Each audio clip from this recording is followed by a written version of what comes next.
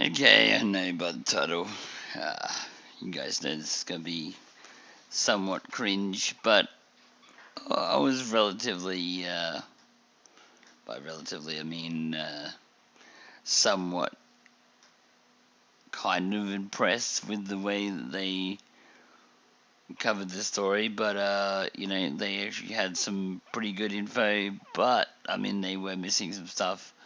But we'll get into it as we watch and analyze the video. So this week we're checking out BuzzFeed's explanation of the Phoenix Lights phenomenon. It's not really a phenomenon because it's one of the biggest UFO sightings of all time. But it's just the military. Hang on, let me check my shits on. There you go. Okay, I just had to make sure that was on and ready, because I tried to do some of the video before, and then it turns out my goddamn microphone wasn't on, because I had it muted, but whatever. So, here we are. So, this is more like a little bit of a fact check, as well as checking out BuzzFeed's cover, I guess you call it a cover of this particular UFO sighting. So we're just going to check it out and just see how accurate they are. I'll be saying if they're not accurate about something and looking it up if I have to. But yeah, let's have a look at how they do, how well they do. The only problem is, I mean, as with most BuzzFeed videos, they've always got the one guy that's got to be the skeptic. It's like, oh yeah, you gotta, crack some jokes about it, it just annoys me about these guys because they could have been so good, like with their resources and stuff, but they've always got to try and do that comedy shit in the background, which it's not really for this subject, But, it's all part of the disinformation and all part of the, government's way of downplaying UFO sightings and stuff like that. So, yeah, let's just get into the video. I'll stop my whinging and complaining, but yeah. That's just some basics for you. Unsolved, we investigate the Phoenix Lights, a possible UFO sighting in Phoenix, Arizona. This case is regarded by many to be one of the bigger UFO cases of all time, mainly because of the amount of witnesses. You already look like you're stoked. I love it. I love it. A lot of times it's like, oh, this person saw a lady get abducted by minions, but nobody had a camera. Well, not today, friend. Oh, they're already cringe. Minions? Really? Not today, because, spoiler alert, let me just take a little peek in there. It's hot. You didn't even look. Ooh, there you go. There's so much heat in here. Let's get into it. Okay. Okay. On March 13th, 1997, around 7 p.m., a string of about 5 lights in a V formation appeared in the sky above Phoenix, Arizona. The National UFO Reporting Center reported that the first call regarding the lights came in at 8:16 p.m. from a retired police officer in Paulden, Arizona, which is about 2 hours north of Phoenix. The retired police officer reported he saw, quote, a cluster of red-orange lights arranged in a V formation, end quote. The National UFO Reporting Center reportedly began to get a flood of calls from south of Paulden, suggesting the lights were moving in a southeastern direction. Allegedly, there were over 700 witnesses, including pilots, police officers, and military officials that were lighting up the National UFO Reporting Center's switchboards, looking for an explanation. Some described the lights as orbs. Others said triangles. A large amount of witnesses described the lights as part of a singular massive craft, a craft that made no noise. So some people saw a craft. I got an air bubble in my throat right now. You hear that? You ever get that? This is scary. I don't sound like myself. Oh, you sound I sound like an alien. You sound alien. I'm like a pod person. Okay. Yeah, you know, that's that thing. You look in the darkness long enough, you're gonna see something. Yeah, 700. See, that right there is part of what just annoys me about BuzzFeed. Like, they've got a lot of the actual facts right, but they've just got to try and, you know, defame it a little bit, you know, add in their little comedy skits and whatever. You don't joke about this stuff. This is an actual serious sighting that happened back in the 1990s, you know, which has been covered up since then. Like, this is 20 years later, you know, and, you know, they still haven't, you know, the actual government still hasn't 100% proved that it's not a UFO, you know. And of course these guys come along and like, oh, we're gonna have a laugh about it and make some jokes, and I don't know about you guys, but it annoys me. People are going to all hallucinate at the same time. Yeah. Okay. I mean, some of them did, some of them didn't. I mean, it's not hallucinating. I'm saying some of the people looked up and said, Misidentified. oh, I see something. I see something staring at the darkness. Are those all connected? Well, what's my mind doing? Here's a crazy in March? thought. No, this may be, I may be going off the deep end here, but if 700 people say they saw something, what if they actually saw something? No doubt they saw something. But what is that thing? And do you see behind him right there, little mannequin of the Men in Black? Like, you can tell that this is just disinformation at its finest. Like, this guy, like, oh, man. It just annoys me to no end that, you know, people like this exist that, like, can make such light out of the subject when it's not a subject to be made light of, you know. And it wasn't 700 plus witnesses, it was more like tens of thousands of witnesses. And also, one of those witnesses was Dr. Stephen M. Greer, who, you know, leads his own UFO disclosure program right now. I mean, he's been leading it for like the last 15 years or so, you know. And he himself was actually a witness of this damn sighting, which, yeah, obviously BuzzFeed doesn't care to mention because, you know, they haven't done enough research on it. And if they had, they would have known who, you know, who the big name was. I mean, not just him, but there's other big names that actually saw this sighting. I mean, you could probably look them up, like on Google. You know, you can probably find them. You know, they're out there as far as which people have actually were actually there during the Phoenix Lights. And yeah, BuzzFeed obviously, you know, surprisingly, you know, well, not surprisingly, but you know, deliberately refuses to name those particular names. But yeah, let's continue. What? That's the question. One man named Terry Proctor captured one of the only videos of this event. The grainy, low-quality video, which we can't show you due to copyright, seemingly displays 5 lights in a V. One of the only videos. There's like 7 or 8 videos captured of this event. Well, I mean, I'll make this a extra video for later, but I'll go through and I'll find all of those extra video footage of this particular event. But let's continue. Light pattern in the sky.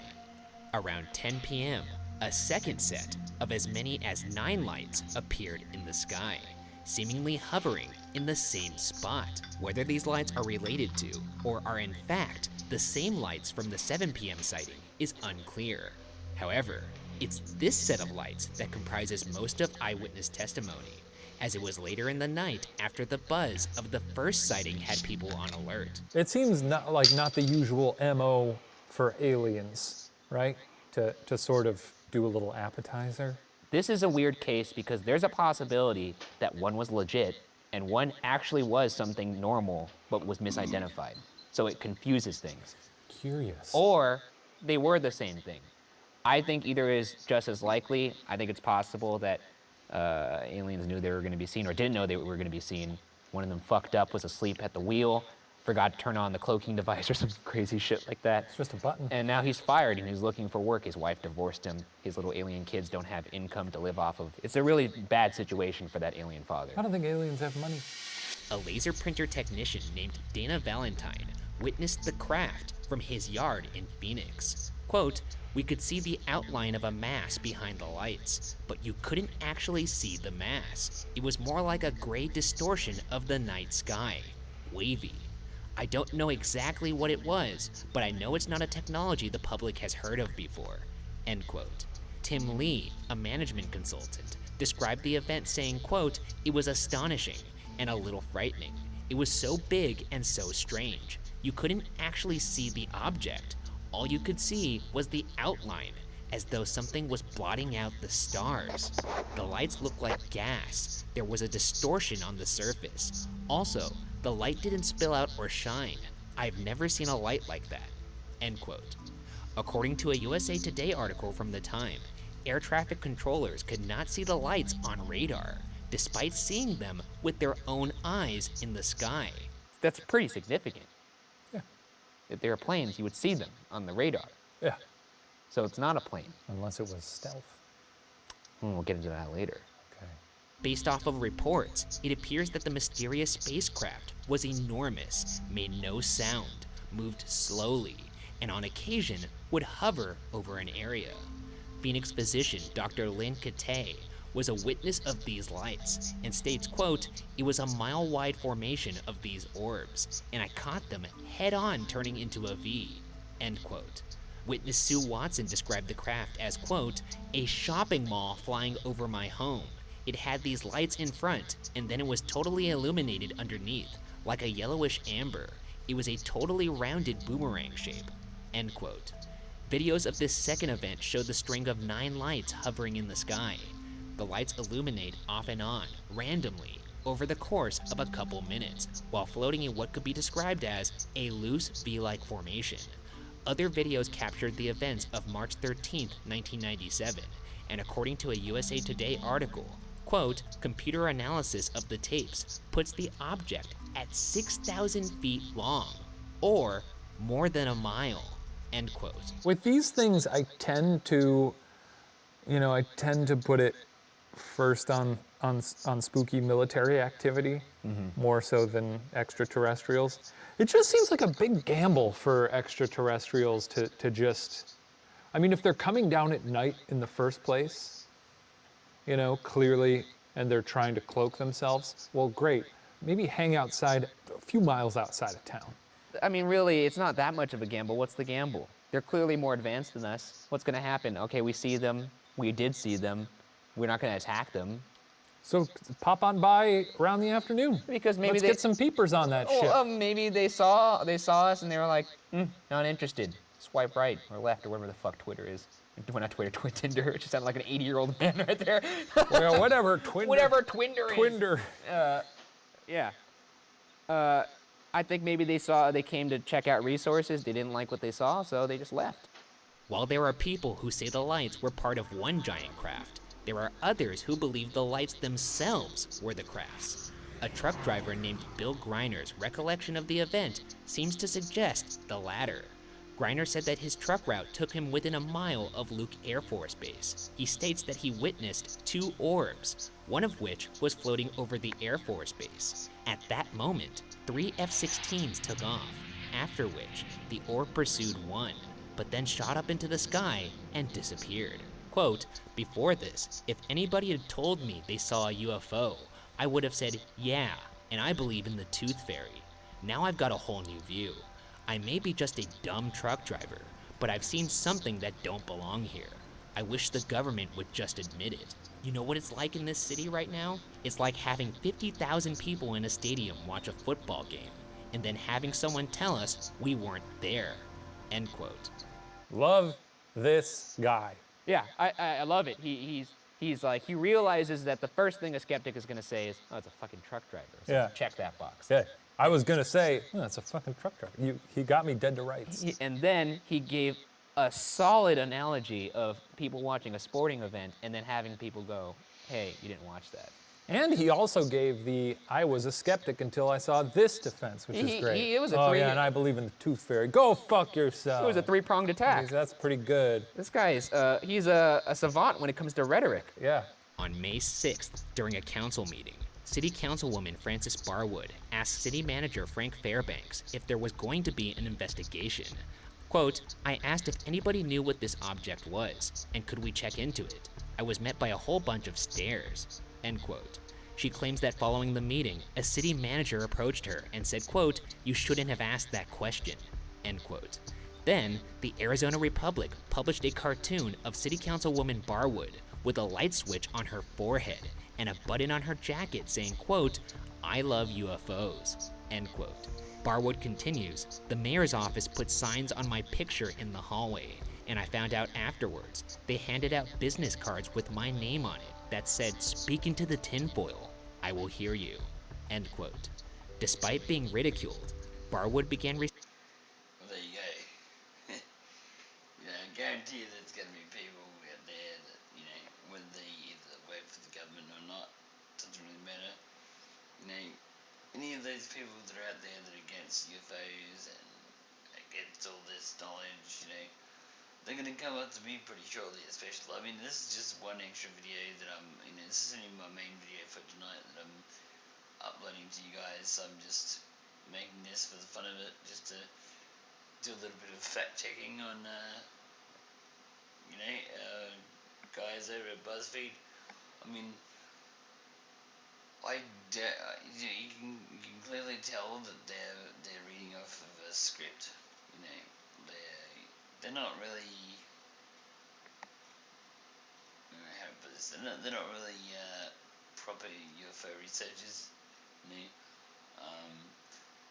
But I mean, the script writers are doing a fairly good job of giving that, and the way they're talking about it is fairly okay in this sort of circumstance, but they're just not really. I don't know. They're just coming off as amateurs to me.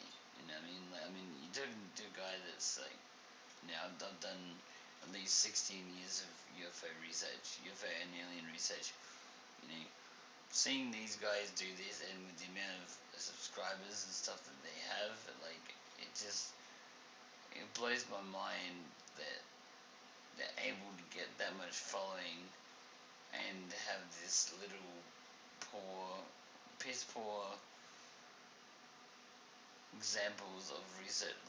They do have a lot of the facts right, but they're missing out some things, like, for example, Dr. Stephen Griner, coming out with his, big list of people that, ex-military personnel, etc., talking about the UFO sightings and whatever that they've had in their time serving the military or Navy or Air Force, or doesn't really matter what it is, all that kind of stuff. These guys is more just like taking famous sightings and then they're just talking about it.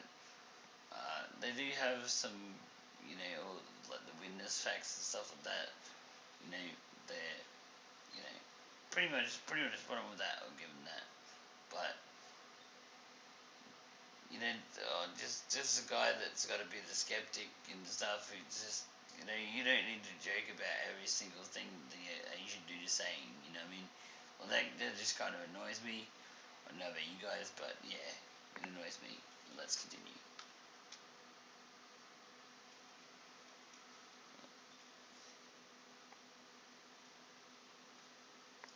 receiving phone calls from other witnesses, all describing the same thing. Nonetheless, for a while, the case went unacknowledged until a USA Today article released 3 months later on June 18, 1997, described the event.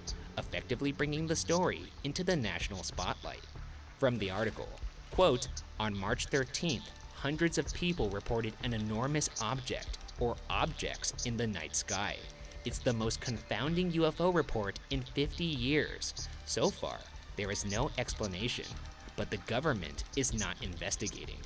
Local and federal agencies disagree over who should purse the report, end quote. Yeah, I guess it didn't. So there's been almost no coverage of it up until here. And this is 3 months after the sighting. Because this is before YouTube or. Yeah, no one's on Twitter going, holy shit. Yeah. Because for example, remember, what was it, like a couple months ago when the SpaceX launch happened? Yeah. And it looked like the sky was breaking? Mm-hmm. If that happened in 1997 and we didn't have Twitter, Everyone would think it was an everyone alien. would think it's an alien. They would lose their mind. Yeah.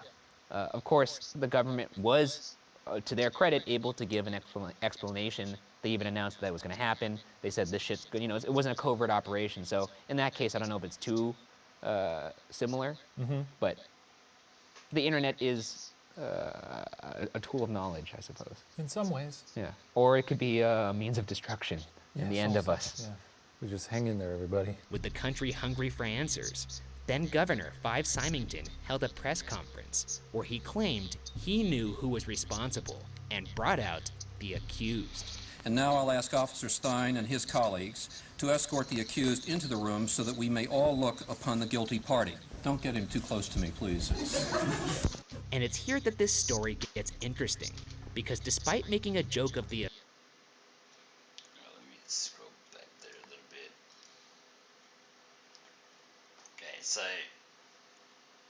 I mean, for those of you who, are watching these videos, let me just get this microphone down here a little bit. There we go.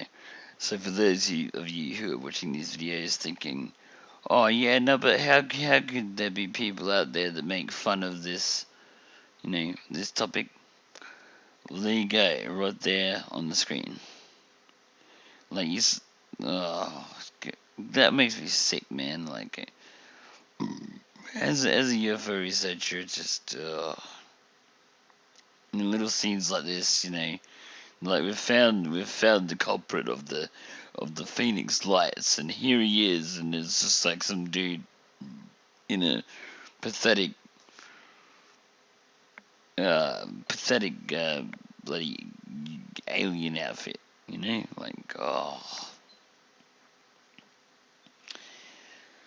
it just annoys the hell out of me, man. Like, just you just see that shit. Like, I don't know about you guys, but it's painful for me to see that. I mean, I've been doing this for the last 15, 16 years, and I see something like that, and a so-called governor talk, saying, oh, please don't, come down to earth or whatever. It's like some bloody, and also he's also got the height wrong as well, in that if it was meant to be a great alien, it should at least be like 3 to 5 feet tall, not bloody 7 feet tall like that one is. That'd be a tall white, but so that's another video. But yeah, let's continue. Oh, and also look at that on the bottom left, CNN. Yeah, that explains it all. And it's here that this story gets interesting, because despite making a joke of the event, Governor Simonton would later publicly admit that he too had seen the craft. Quote, I saw a huge craft come right over Squaw Peak. It was just breathtaking. As a pilot and a former Air Force officer, I can definitively say that this craft did not resemble any man-made object that I'd ever seen. It was certainly not high-altitude flares, because I've never seen flares fly in formation. Unquestionably, it was a UFO, end quote.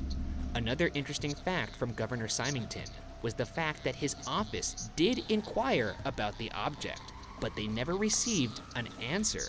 And if a governor can't receive an explanation from the powers that be, what could they be hiding? There's probably a lot of things they don't tell governors. Sure, but not when the governor in question has a state full of people that are pressing him for answers. You would think that they would be like, hey, I know a lot of people are on you right now. You're under a lot of heat. This is what you do. But instead they ostracize him. They keep him on the outside to think, oh, I wonder what he's going to do. Maybe he'll run his mouth. I would be more concerned if he did know something. I'm just saying that if they had talked to him, he wouldn't have said anything ever, I think. Because he would have had the fear of God. But then he's still like a loose cannon. Not They necessarily. can't know for sure that if they tell him something, he could go nuts. They don't know. Yeah, you can, because it's your job. I'm just saying, by keeping someone in the dark, you're giving them the liberty to say whatever they really want. With no basis for it, though. I mean, so it if has anyone hears it, they're not going to... It has a little bit of basis. He's a governor saying something, so that already inherently has a little bit of basis. But he doesn't know more than anyone else in town. I know. Is the thing. But it just makes it look more suspicious. I don't think it does. I think it does. We'll agree to disagree here. All right. With that, let's get into the theories, of which there are only two. The first theory is the official explanation from the Air Force that the lights witnessed in the sky were merely flares dropped in a training exercise from high altitude that night. The military states that the flares were dropped over the Barry M. Goldwater Range near Gila Bend, Arizona.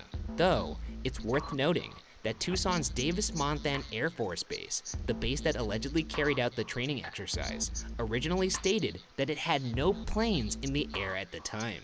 Former F-16 pilot Ty Groh believes that the lights may well have been military flares. He says that flares go where the wind takes them. A breeze may have been able to carry all of them at an equal distance. In June of that year, a local news anchor taped another flare drop by the military, and skeptics suggest it bared a striking resemblance to the Phoenix lights. One important detail is what time the military reportedly dropped flares on the night of the Phoenix lights. The flare drop apparently occurred around 10 p.m., aka the same time sightings of the second set of lights were reported.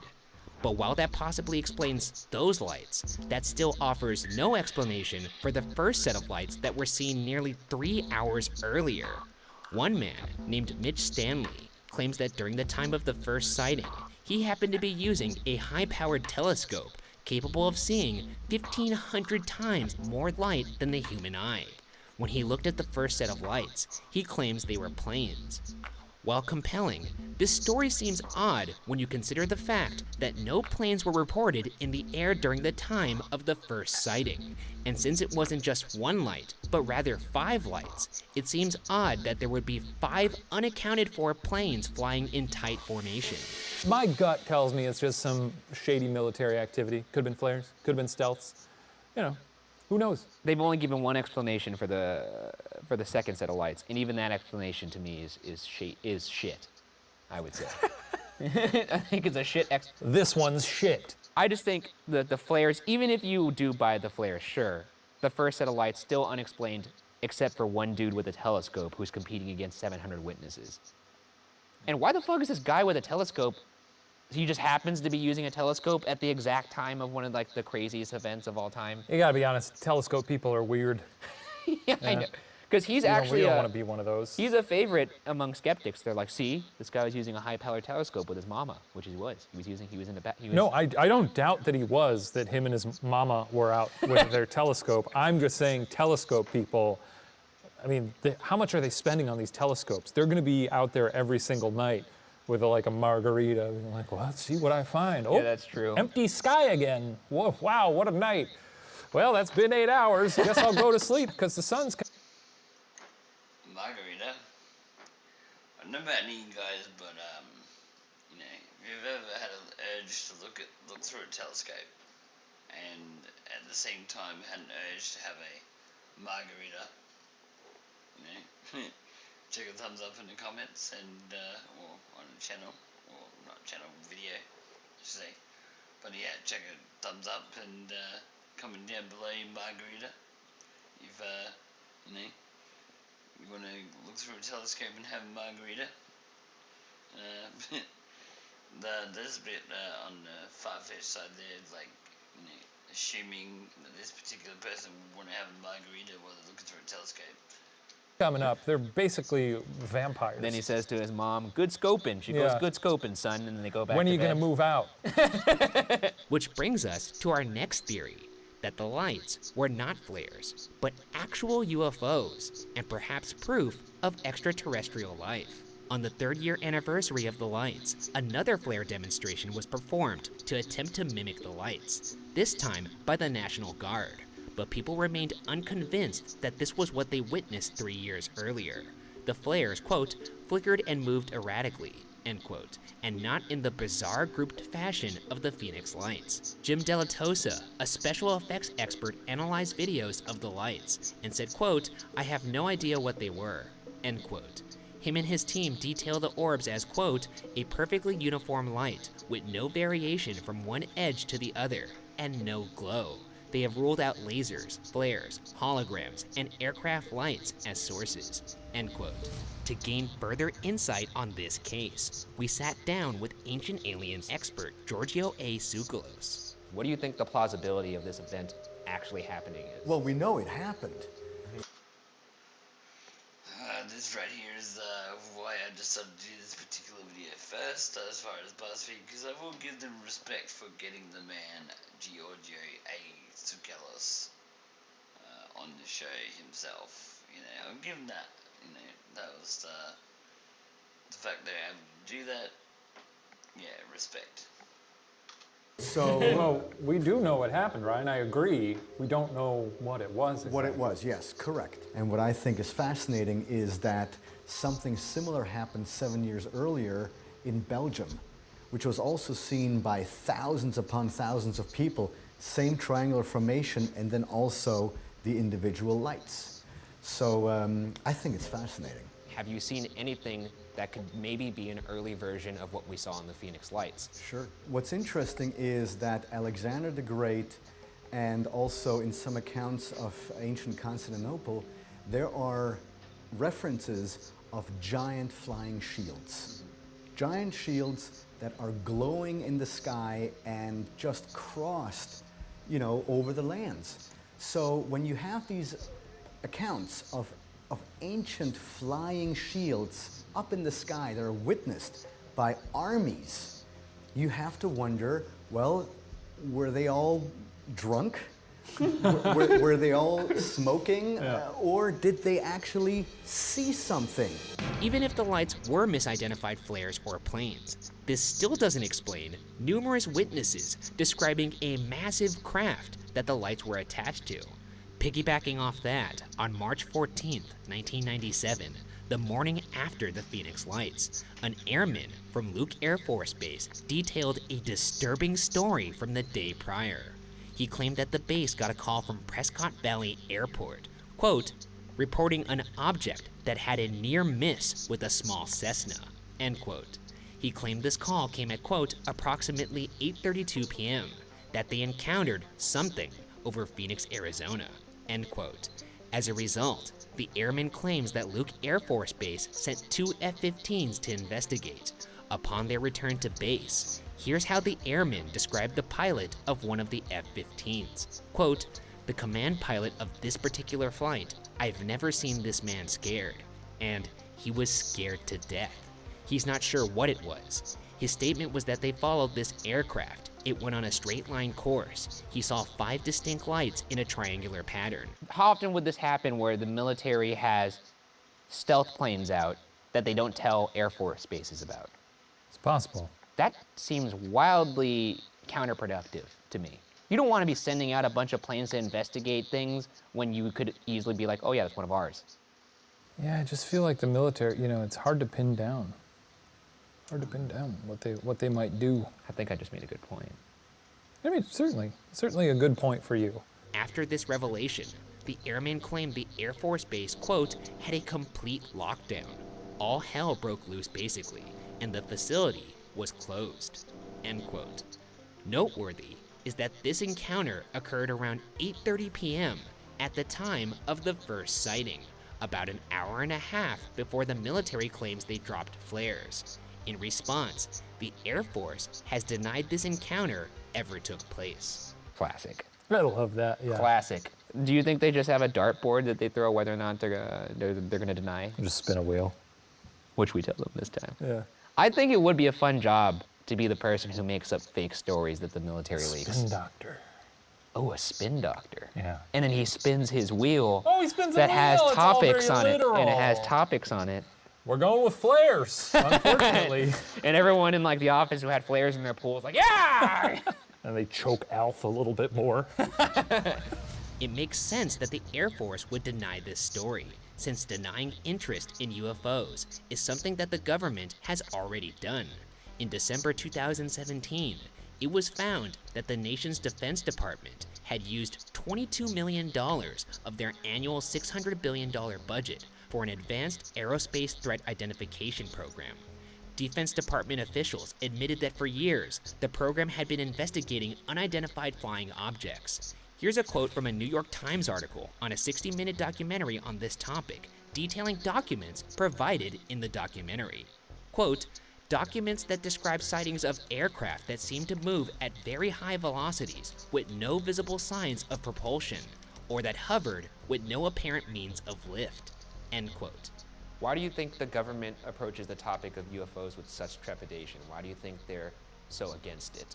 That's a great question because, as we now know, ever since the 50s and the 60s, you know, open-minded people like the three of us and our great audience, we've always been laughed at and, oh, you know, those are the kooks, those are the crazies. Yeah. And then there's reports coming out, well, we've been studying this, you know. It's good with Buzz right there. Void has been laughed at. Yeah. That right there hits at home for this whole subject, you know. All the, you know, religious people and stuff out there, you know, they not see UFOs, but they see anything to do with UFOs. They're like, oh yeah, you know, let's laugh at them and they'll go away. It's like, no, we're not going away. We don't care that you laugh at us. We're going by the facts. And one thing I will give BuzzFeed credit for, I mean, I'm not really a how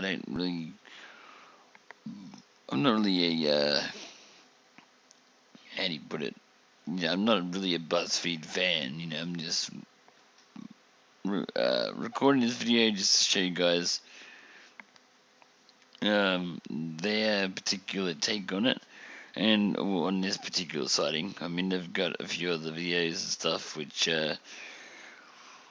and actually I was quite surprised as a UFO researcher, you know, like going through and fact checking and stuff like that. I was like, well, I mean, you know, they've actually done a decent amount of research. Well, whoever their writers are, whoever's writing the episodes, writing their scripts, whoever that person is, I guarantee that's not these dudes. You know, the Asian dude there and the white dude. I guarantee that's not them doing the actual. I mean, it might be. I could be wrong. You know, but if it is them, and even if it isn't them, whoever it is that's doing their scripts, they've done a good amount of research. Like, they're pretty much spot on with most of the stuff.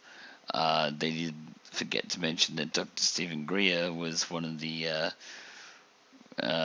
you know, people that saw the Phoenix lights, and he even says it on his channel.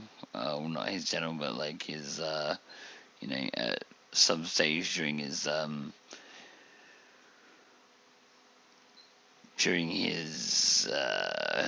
what do you call it, like his interviews, you know, like his interviews with whoever he's talking to at the time.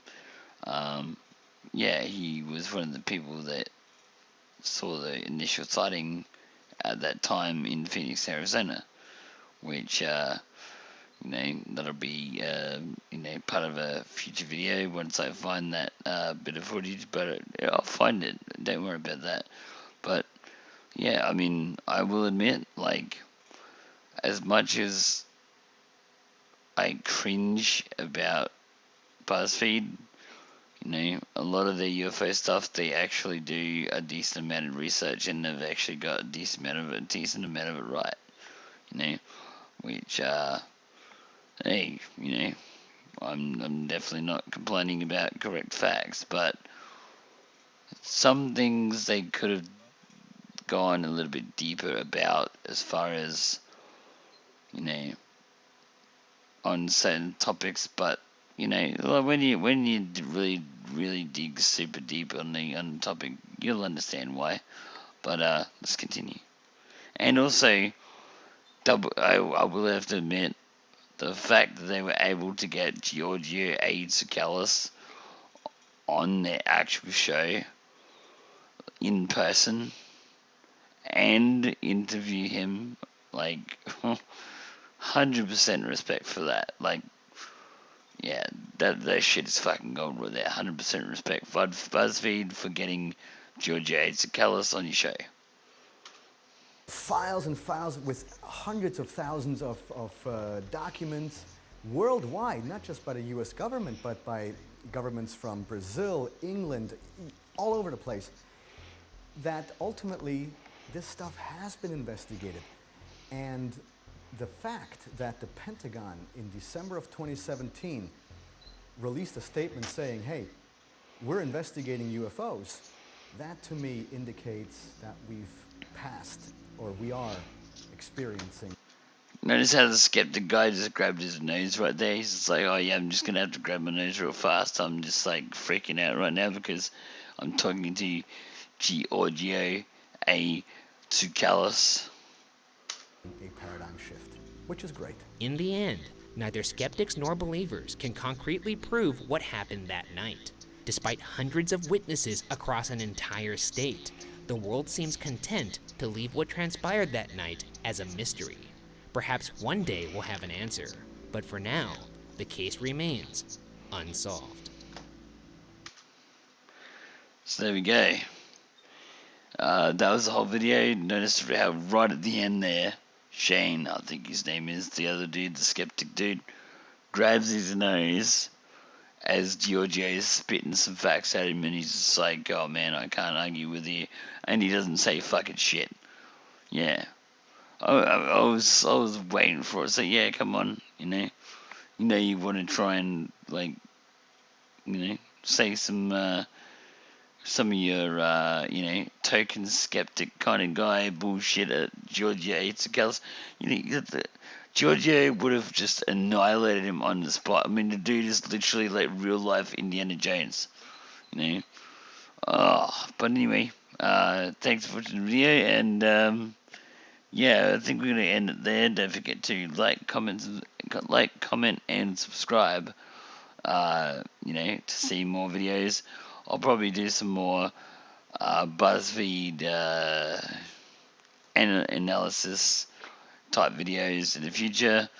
I just decided to do this one before I did my main video tonight, but I just decided to do it because I just wanted to tell you guys about what annoyed me about this particular channel, but also what I was impressed with about this channel, that they got some things right. They got, they actually got a lot of things right, and I'll give them that 100% props to whoever is the researcher of the BuzzFeed, but whoever's the guy that makes, makes Shane say what he's saying,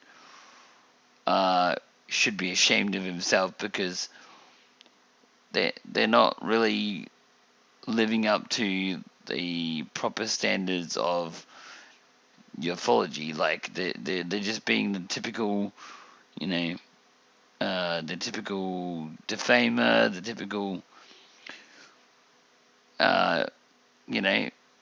ridiculer, the typical, that kind of person. They're just being that guy in the party, or that guy in the group that is deliberately going out of their way to defame or whatever the subject, defame or discredit the subject, and you're gonna get that in every aspect of life. At any time you mention aliens, UFOs, whatever, anytime you mention any of that shit to the general public, you're gonna get that guy that's like, oh, you're a fucking nut job or whatever.